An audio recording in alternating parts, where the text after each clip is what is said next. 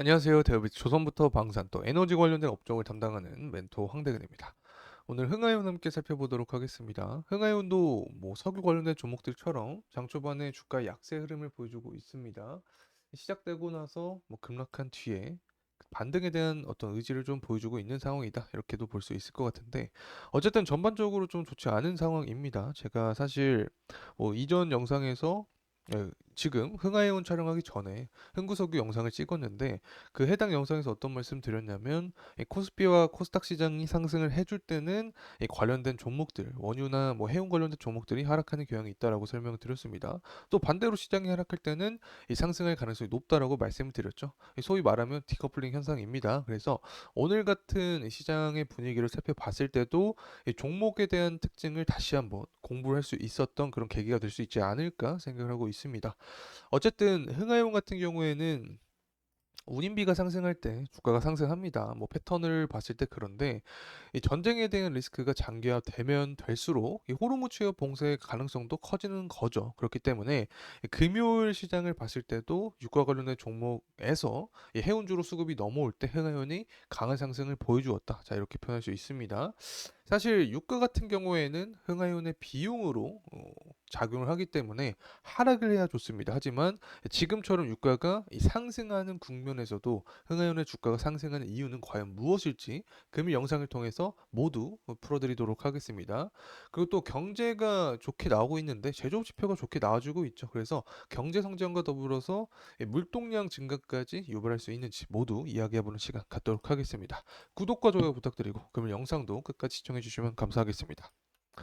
어쨌든 이란 밑에 이 호르무즈 취업이 있게 되고 이란과 이스라엘 전쟁이 장기화된다라고 하면은 호르무즈 취업을 이란이 또 봉쇄할 가능성이 높아지게 되는 거죠. 그렇게 되면 자연스럽게 운임비가 상승하게 된다. 그래서 전쟁에 대한 리스크가 처음에 나오게 될 때는 제가 어떤 말씀 드렸냐면 이 유가 관련된 종목들이 먼저 시장에 수요를 받는다, 시장에 관심을 받는다라고 설명을 드렸습니다. 하지만 그 이후에는 이 리스크가 다소 면역이 생길 수밖에 없습니다. 시장 내에서. 그럼 또 다른 리스크인 이 호르무즈 취업을 봉쇄하겠다라는 내용이 나와주면서 해운주로서 해운주로 수급이 이동할 수 있다. 자, 이 부분 참고로 하시면 좋을 것 같습니다. 자, 그리고 또 시장에 공포감이 형성이 됐을 때 해운주에 대한 수급이 높아질 확률이 높다라고 설명을 드렸었죠.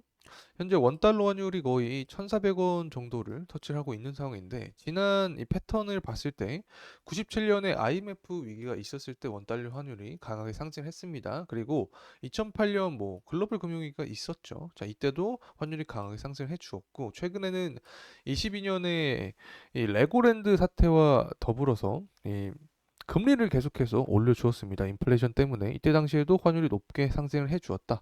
자, 이러한 측면을 봤을 때 지금의 이 환율에 대한 가격적인 측면은 이 시장의 리스크적인 요소로 우리가 파악할 수밖에 없게 되고, 자, 이러한 기조가 지속적으로 시장에 반영이 된다라고 하면은 이 석유 관련된 종목뿐만 아니라 해운주에도 수급이 들어올 확률이 높다라는 점 다시 한번 말씀을 드립니다. 자, 그렇다면 오늘 왜 이렇게 흥하이온의 주가가 하락을 해주고 있냐? 결국에는 시장의 영향도 큽니다. 중동발 리스크가 제한적이다라는 기사가 나와주고 있는데, 지난 주말 동안의 내용을 살펴봤을 때도 이스라엘과 이란 관련된 이 공격적인 기사가 나와주지 않았습니다. 사실 더 강한 상승 모멘텀을 받기 위해서는 이전에 대한 기사 내용보다 더 자극적인 내용들이 부각이 돼야 되는데 이런 부분이 존재하지 않았었다. 그래서 이 금일 시장에서는 전반적인 코스피 코스닥이 상승을 해주고 있기 때문에 흥하이온의 주가는 역으로 하락을 해주고 있다. 자, 이렇게 볼 수 있습니다. 특히 저가 매수세가 유입이 되고 있는데 이 부분도 좀 큰 요인으로 작용하고 있는 거죠. 어쨌든 시장과 디커플링 현상을 보여주고 있는 상황이다. 자, 이렇게 볼 수 있겠고 이 전쟁에 대한 리스크가 결국에 장기화가 돼야 됩니다. 그래서 앞으로 이 사실 변동성이 굉장히 큰 부분이죠. 전쟁에 대한 요소는. 그래서 향후 방향성이 또 변곡점이 존재한다라고 하면은 추후 영상들을 통해서 계속해서 다뤄드릴 예정이 있으니까 구독과 좋아요 꼭 한 번씩만 부탁드리도록 하겠습니다. 어쨌든 금요일 같은 경우에는 흥하이온이 주가가 강하게 상승을 해 주었습니다. 당시에 이란에서 폭발음이 들렸다. 이스라엘이 미사일 타격을 했다라는 그런 이슈가 계속해서 등장해 줬습니다. 금요일 시장을 생각을 해봤을 때 굉장히 혼란스러운 장세가 이어졌었는데 뭐 이스라엘 입장에서 공격했다, 이란은 공격을 받지 않았다, 뭐 이런 혼조세가 유발이 되면서 시장도 혼란스러운 그런 분위기를 형성을 해주었다. 자, 이렇게 볼 수 있습니다. 어쨌든 그때 당시를 봤을 때 복기를 해보면 결국에 우리가 파악을 할 수 있었던 핵심적인 내용 자체는 시장의 리스크가 다가와야 됩니다. 이러한 부분은 바로 전쟁도 있고 유가도 있다. 그리고 한 가지 더 말씀드리면 환율도 있겠죠. 그래서 여기서 이제 고민이 될 수 있습니다. 오케이. 전쟁이 날 때 흥하연의 주가가 상승할 수 있다. 왜냐하면 이 부분이 바로 운임비와 직결이 되기 때문에 오케이. 이 부분은 이해했다. 자, 그리고 또 환율이 상승할 때 수급이 쏠릴 수 있다. 왜? 시장의 리스크가 작용하니까. 이 부분도 이해가 될 수 있다고 봅니다. 하지만 가장 애매한 부분이 과연 유가라고 볼 수 있는데 제가 앞서서 어떤 말씀 드렸냐면 유가가 하락할 때 좋다 했습니다. 흥하연의 주가에는. 하지만 현재 기조를 좀 한 달 동안 보게 되면 유가가 고공행진해주고 있죠. 자, 이러한 상황에서도 왜 흥하연의 주가가 상승할 수 있었는지, 자, 이 부분을 좀 설명을 드려보면 결국에는 운임비입니다. 운임비. 제가 계속해서 강조드렸던 부분이 있었는데 흥하연의 주가는 운임비에 더 강하게 밀접하게 영향을 받는다라고 설명을 드렸습니다. 그래서 유가가 이렇게 고공행진하는 모습을 보여주고 있는 상황에서도 주가가 상승할 수 있는 거죠.